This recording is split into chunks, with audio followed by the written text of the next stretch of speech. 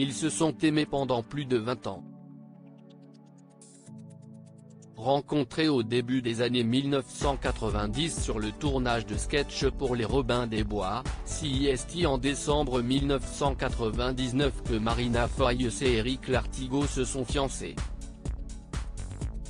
Si la comédienne et le réalisateur ne se sont pas mariés, ils ont 2 enfants ensemble, Lazare, 16 ans, et Georges, 12 ans.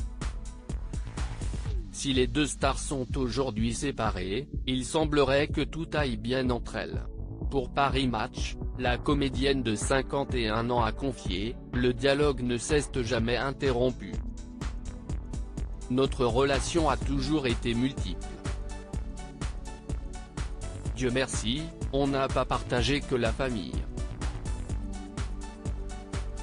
Il est la personne le plus empathique que j'ai jamais rencontrée.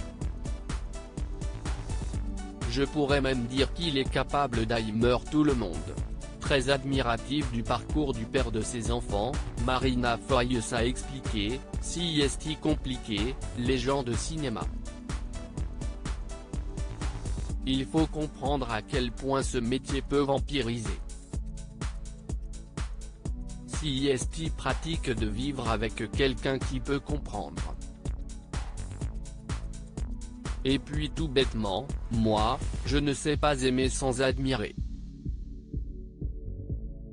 Faire la même chose peut nourrir l'admiration. » Si la comédienne est si attachée à Éric Lartigot, c'est également, car il a été présent pour elle lors d'une période compliquée. Pour Psychologie Magazine, elle avait expliqué « Je l'ai rencontré au moment de la mort de mon frère. Il n'a jamais eu peur de ma douleur, mais il m'a interdit de m'y enfermer. Très vite, il m'a forcé à regarder devant. C'était violent. Mais je pense qu'il m'a sauvé. Sans lui, sans cette envie qu'il porte en lui et qu'il m'a communiqué, je n'aurais pas fait la moitié de ce que j'ai fait. » Un fort besoin de liberté alors que le couple vivait séparément, c'est pour Marie-Claire que la comédienne avait déjà confié son besoin de liberté, il faut assumer une certaine part d'égoïsme qui fait dire « Non, tu ne verras pas ton père tous les soirs, car ton père et ta mère n'ont pas besoin de se voir chaque jour. » Il y a de longues périodes où on cède à la facilité de rester ensemble, mais quand on se voit trop ce n'est bon pour personne. Lui a besoin d'être tout seul dans sa maison en banlieue, et moi d'être seul chez moi à me gratter les couilles. Expliquant pourquoi elle avait besoin d'être seule, la comédienne avait révélé « Peut-être suis-je spontanément trop fusionnelle, j'ai donc besoin d'un cadre qui ne le soit pas.